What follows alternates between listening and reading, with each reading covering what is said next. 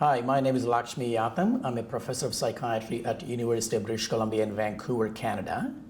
The focus of today's module is going to be on cognitive functioning in subjects that are at high risk for bipolar disorder. Some of the things that we're going to cover in this module include things like what is high risk bipolar disorder? How is cognitive functioning affected in people that are at high risk for bipolar disorder? Are there things that clinicians can do to address cognitive issues in people that are at high risk for bipolar disorder? And to talk to us about this topic, we have one of the world's leading experts, Professor Alan Yang from Institute of Psychiatry in London. Alan, very nice to have you with us today. Thank you very much. So let's start with a very basic question, and that is, tell us what is high risk bipolar disorder? The background risk of bipolar disorder, the general risk for the general population over the course of a lifetime is about 2%. 1% for bipolar 1, 1% for bipolar 2. There's an extra 2% risk of having a subsyndromal state. So somewhere between 2 and 4% of the general population will get bipolar disorder.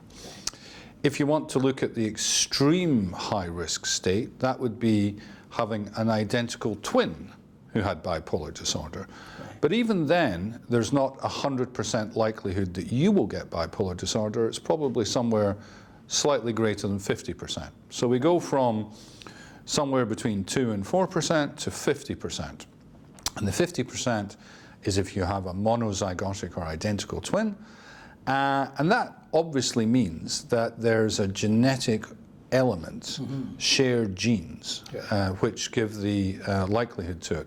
And we see that if you have a close family member with bipolar disorder, your risk of developing it will fall somewhere between the 2 to 4% and the approximately 50%. So if it's a first-degree relative, it's increased and so on and so forth. The other thing to be said is that there's a close relationship between bipolar disorder and depression in a number of ways. So the commonest mood disorder in the families of people with bipolar disorder is depression. Right. That's one thing. But the other thing to say is that in a number of cases, perhaps the majority, the first 1 or perhaps 2 episodes of illness will be depressive episodes. So that means that you need to look at people who have depression in their first 1 or 2 episodes as being likely to develop bipolar disorder. So the genetic risk is encapsulated there, but of course it's not all genetics. There are other factors that may increase the risk of bipolar disorder onsetting. One that we've found is taking illicit drugs. So we've found in London, in our big first episode psychosis study, that there's a significant number of the first episode psychoses are actually mania, and this can be sparked off by cannabis use in particular. So there's genetic and environmental factors, and as I've said, 1 or 2 of the first episodes can be depression, which are indistinguishable from depression which is not bipolar, and therefore that group in themselves are a high risk of progressing to bipolar disorder. Okay, so it sounds like there's a bunch of factors ranging from genetic to some of the clinical set of features that make certain individuals that are at high risk of developing bipolar disorder. Yes, and there's been lots of work recently to try and pick up what we might call prodromal states. So these are manifestations of illness before you clearly unveil as having bipolar disorder. So for example, in younger children, we know that anxiety states are increased in those who go on to get bipolar disorder. There's sleep disturbance. There's actually an argument about ADHD, which I think is unresolved. Some of the researchers think there's an increased rate of ADHD, but some of my colleagues who are ADHD researchers don't believe that. Right. I personally think this is a subgroup of bipolar patients who have an excess of psychoses or schizophrenia or other neurodevelopmental disorders in the family. This was very well described in Canada by Paul Groff and others, that there were families where there was bipolar disorder and excess schizophrenia, a more neurodevelopmental pattern which would fit with the ADHD. And then you can have, in perhaps the teenage years, clear-cut episodes of depression, but also perhaps lesser degrees of abnormality of mood. And it seems as though mood instability or mood variability is the key. Now, the literature's not yet clear, but I think there's indications that if you have significant mood variability, that may be a marker of high risk of progressing on to bipolar disorder. Okay, okay. So I guess we talked about a bunch of clinical types of features that might predict that bipolar risk. What about any biological kinds of markers? Are there any? Well, we're not in a position where we have clear-cut biological markers, but we're certainly in a position where we have lots of candidates. And as I've said, one of the issues is sleep disturbance. Sleep, of course, is something that's abnormal in major depressive disorder. It's also clearly abnormal in bipolar disorder during illness, and it may be something which is a prodrome or also a consequence of illness. And this ties into another main factor, which is circadian rhythms. Now, we all have circadian rhythms. These are quite complex, so we have daily rhythms, as you can think about sleep and wake. There are monthly rhythms, there are annual rhythms, and so on and so forth. And there are well-identified genes for controlling these rhythms, and there are animal models related to these genes which are plausible models of bipolar disorder, so-called clock genes. So I think the circadian rhythms and the sleep, and perhaps the unifying feature between these is disturbances in the hypothalamic pituitary adrenal or stress axis. So we know that this can be changed by genes, it can be changed by environment, early life stress, it's changed by immediate stress, it's changed by disruption in your circadian rhythms, and it seems to be a provoking or immediate biological factor for episodes of illness. The other thing to say is that I think there are consequences of these. There's certainly a good body of work suggesting that there may be a differential trajectory of brain development in bipolar disorder. And Professor Hilary Bloomberg from Yale has spoken very recently about this, and she's shown that there's perhaps a differential development in brain areas such as the amygdala and the prefrontal cortex, and that these may manifest as bipolar disorder. Now, whether this is cause or consequence of the bipolar disorder and some deeper underlying biological abnormality, we're not sure. All of these things contribute to cognitive impairment, and I think we've got to be aware of that cognitive impairment's probably a final end pathway from multiple underlying causes. Okay, well, that brings me to the next question, which is, what about the cognitive issues in subjects that are at high risk for bipolar? Because you talked about a whole host of factors that might predict bipolarity, including brain changes, and you're saying that might actually contribute to some of the cognitive issues. So what kind of cognitive problems do we see in those at high risk for BD? Well, the first thing to make clear is that cognitive problems are quite clearly described and are real in bipolar disorder. And you may think that that's not worth restating, but if you go back not so long ago, people used to think that problems with cognition were confined to Alzheimer's or Parkinson's and so on. It didn't happen in psychiatric illness. So that's the first thing to say. So it's clear that they occur in bipolar disorder. It's also clear that they are there in an attenuated form or a lesser form in high-risk family members. They appear to be generalized and to occur across the board, but they certainly do occur in things like verbal fluency tests and spatial working memory, and something that we call executive functioning, which is a relatively new concept in neuropsychology. It refers to the ability to have a strategy, think things through, shift set, and so on. Abilities that we all take for granted every day, but are absolutely vital to modern functioning. So if you have these impaired, your ability to function in high-level jobs can be markedly reduced, and this is one of the costly consequences of these impairments in bipolar. So the high-risk family members have the same pattern of disorders across the board, but they're less pronounced. If we go back and think about high risk, if you think about it for a moment, these studies are very difficult to do because you need to study a large number of children, most of whom aren't going to get bipolar disorder. But we do have a couple of clues. One is from the Dunedin study, which was done in New Zealand, where they did very simple pencil and paper tests on a large number of children in New Zealand, then followed them up 20 years later. And they looked at the children who became schizophrenic, and they looked at the children who developed mania, which is bipolar 1, and then they looked back at their scores when they were 4, 7, and 10.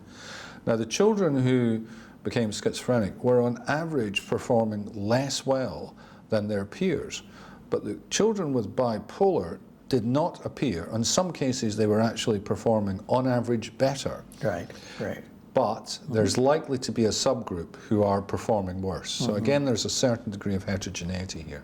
Okay. What seems to happen with bipolar disorder is that there's an effect of illness episodes. And this seems to be clearest in the literature for mania. We've certainly found it in our own work in the UK. We look and we see that the number of episodes of mania are correlated with the amount of cognitive impairment. And when we've looked separately in different data sets in China, we found exactly the same thing, and other people have reported the same thing. Okay. And it may be that mania is just a more severe state. I personally think that there may be a methodological problem, because you can pick episodes of mania up pretty clearly. It's difficult to miss. Whereas depression tends to be all-pervading and may not translate into the statistical footprint as well as mania. But nevertheless, episodes of illness correlate. Okay. So on average, people who become bipolar disorder show very few impairments until their first episode, and thereafter there appears to be an effect. And people have talked about almost a neurodegenerative pattern where people lose lots of ability and ability to function in psychosocial terms, which is so important for all of us. Right. So we'll come back to that in a second, but I just want to bring us back to the same question again, and that is, so you talked about the New Zealand study where people that went on to develop bipolar, they had little or no impairment to begin with when they were younger, 5 years, 7 years, that kind of stuff, right? But then you also talked about people that are at high risk for bipolar, presumably these subjects are at high risk, have some impairments because of the because of the brain changes as well. So I'm assuming at some stage before they develop their first manic episode, they have some changes, although perhaps the magnitude of impairment may be smaller. Would that be a fair thing to say? Yes, I think there's a number of possible uncertainties in the literature. One thing is the New Zealand study did very simple pencil and paper tests. So because they were doing it on a large number of kids, and obviously, they didn't have unlimited resources, there may have been deficits that they weren't able to capture. And in the more intensive studies in family members, these may have been captured. So there may be pre-existing abnormalities which are a cognitive phenotype of bipolar disorder. We simply don't know that. But that's an area that should be investigated. We should be looking at people who are at really high risk and then following them up. There's a real delay in getting the answer, but that's a very, very important question. Okay. So that also raises the next question, which is if some of these people have some cognitive impairments, could those be sort of markers for developing bipolar, do you think? Or has that work been done, or do we know anything about that?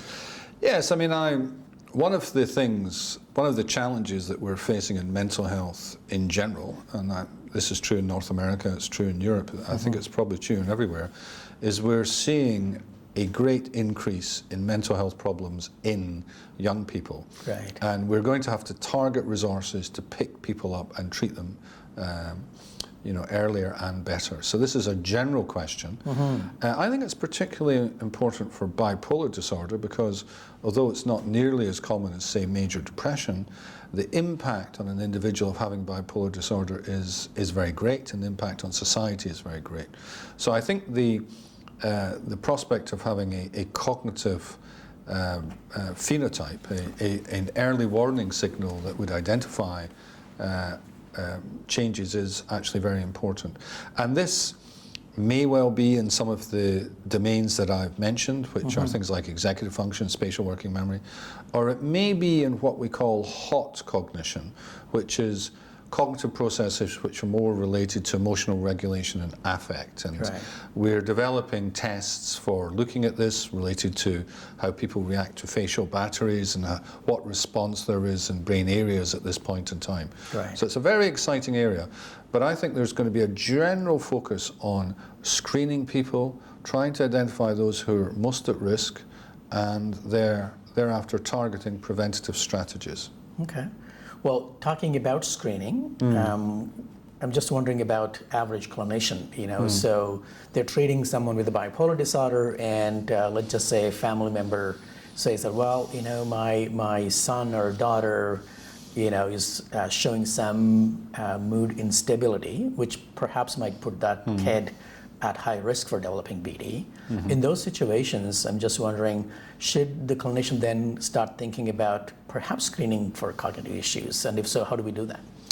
Well, one thing that we always say, and I'm sure this is true in your clinic as well as mine, when we measure cognition, is we really wish we had a benchmark from earlier in the person's life to compare against, because that allows us to show if abilities have been lost or people have dropped off trajectory. So I think, in theory, we'd want a full cognitive battery done as early as possible. There are practical objections to that. So the practical objections are that the resource of neuropsychologists to do a full neuropsych workup, I know that you have this in your clinic, we have it in our clinic, but even with a dedicated neuropsychologist, they can only see a fraction of the people that we'd like. We're therefore trying to develop batteries of tests which are more automated and available on the internet. There's a number of these available. Now, they're not going to be nearly as good as having a full neuropsych workup, but they are going to give us some important data that may allow us to flag the people up who should go to the full neuropsych workup. And also some of these tests will be useful in and of themselves, in that we can then look back and see if there's been a drop-off in functioning. Okay. Well, talking about the functioning, if these kids that are high risk for bipolar have these cognitive issues, do we know anything about whether those deficits, because we're talking that the deficits are probably not as pronounced as they are in people that have a full-blown bipolar disorder, right? So the impairments that we see in the high-risk subjects, do they in fact affect their day-to-day functioning? Well, I'm not really aware of much data about that as yet, but one thing that we do know is that cognition is a very important determinant of functioning in general. So we know that from the depression literature, where there's actually very similar profiles of cognitive impairment. So it would be very surprising to me if the cognitive deficits did not affect functioning, and I think if we could improve them, then that would be very much a good thing. Now, how can you improve cognition? Well, there's general things that you can do, which one might consider them as lifestyle or similar advice. Better brain health is a good way of putting it. So you have nutritional aspects, you have lifestyle choices, you avoid smoking cannabis.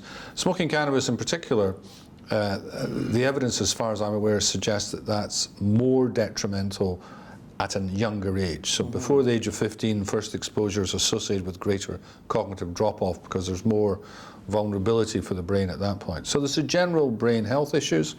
Then we may get down to the next level, which is advising specifically on nutritional aspects, psychoeducation, perhaps some initial psychotherapeutic interventions. We're not going to get to the point of formal treatment strategies before someone is actually clinically unwell, but there's lots that can be done to enhance brain health. Okay, so it sounds like we're talking about implementing more lifestyle kinds of changes to minimize the cognitive issues in those younger people. Yes, and I think there's very much a change with the different generations, and this I think we're not really clear what's going on yet. We know, for example, that there's the rise in anxiety and depression rates, and I think a significant proportion of this will turn out to be bipolar. There's recently been some information about a so-called reverse Flynn effect. Okay. So the Flynn effect was the increase in IQ with subsequent generations. And there were some people that argued that this wasn't a real increase in IQ, it's just that we were better at doing the tests. Right. Very recently, there was a very nice paper from Norway showing that the IQ levels stopped rising about the mid-70s for the cohort born in the mid-70s and actually began to go back. So unfortunately, you and I are not at the peak, because I think we were born, but there's a group 10 years younger than us who are perhaps on average smarter.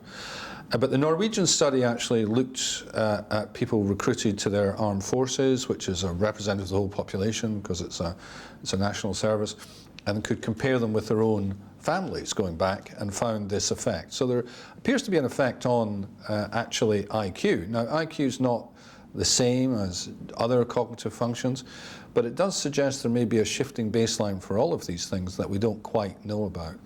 But I think the general issues about lifestyle choice, one thing that many people are concerned about is the effects of smartphones, Right. and the effect of kids using these excessively. I think this is a real concern. I think it's not trivial, but I think it may also tap into the disruption on circadian rhythms. So I think we know that the smartphone effect can be very disruptive even for sleep-wake cycles. People, teenagers waking up in the middle of the night to check their smartphones, and that's going to have a disruptive effect on their biological rhythms. There's a whole other set of issues related to bullying and social media and so on, which also may ultimately tap into stress responses. So I think things are different with the different generations, but the general advice is probably pretty much the same. Okay. Now we're going to have other modules that address pharmacological and non-pharmacological treatments for cognitive issues in people with a bipolar disorder. And I think you already indicated that cognitive impairments in those at high risk for BD, there really aren't any pharmacological strategies. Are there any non-pharmacological strategies that we should be aware of? Well, I mean, I think the pharmacological strategies haven't been particularly well examined at all, and I think there's real prospects of doing that. I think there's methodological issues because it's difficult to examine these, and whether we'll get over those or not, I don't know. Right. There are non-pharmacological strategies. One of them is cognitive remediation. Now, many things are called cognitive remediation which aren't actually cognitive remediation. And as I understand it, one of the important features of cognitive remediation strategies is what we call scaffolding, where as you do the task, it gets progressively tougher. Right. And that seems to be an important fact. We've been doing cognitive remediation with a package called Circuits, which was designed by one of my colleagues in the Institute of Psychiatry, Dame Professor Till Wykes.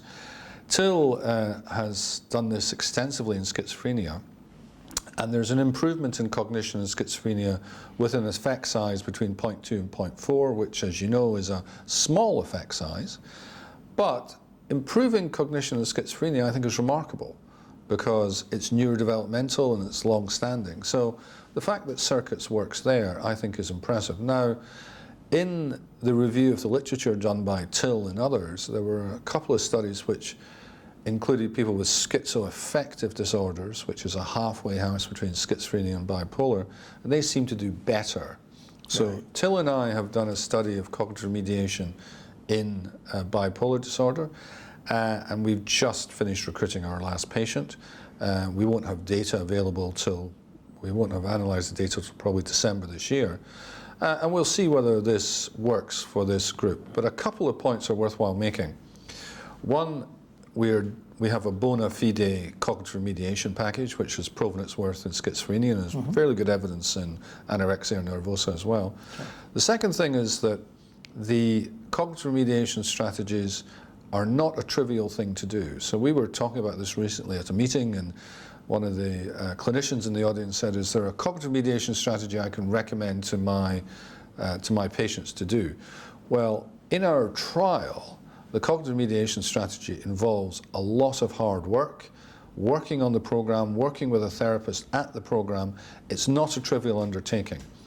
Having said that, we've actually had fewer people drop out, remarkably few people, about 6 or 7%, of the active treatment arm than the control condition. Right. So the fact it's lots of hard work doesn't mean that people won't do it. So that's cognitive remediation strategies. There's other things that people are doing which are non-pharmacological. These are essentially related to brain stimulation, where you use neurostimulation such as TMS, TDCS to stimulate brain areas. I'm not sure there's conclusive data in bipolar disorder to support that particular use clinically, but it's going to be of great interest for future research. Okay.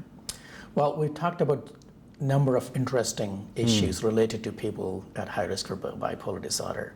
So I'm just wondering whether you can give us, what are the couple of 2 or 3 maybe key take-home messages for clinicians that are watching this module? What would you say are the key things that they could think about? Well, I think one of the important things to say is we must always think about the family history. I mean, we've just seen really amazing genetic papers published. There's one published yesterday that I'm a co-author on that looks at the relationship between genes and so on and so forth, but that hasn't superseded the old family history data. So in actual fact, if you're a clinician, take a family history. And if there's a family that says they don't have a psychiatric disorder anywhere in the family, that's a very unusual family, because psychiatric disorder, mood disorders are so common. So family history, especially a bipolar disorder, is going to alert you to the fact that the person may be at risk for that. Secondly, look at prodromal, childhood anxiety, sleep disturbance, look at mood variability in adolescence, and also look at young people with depression, because they may well turn out to be bipolar. So think family, and then think family history, and then think bipolar disorder if those red flags are there. And the third thing we should be thinking about is cognition. And we should be thinking about this with every mental health disorder.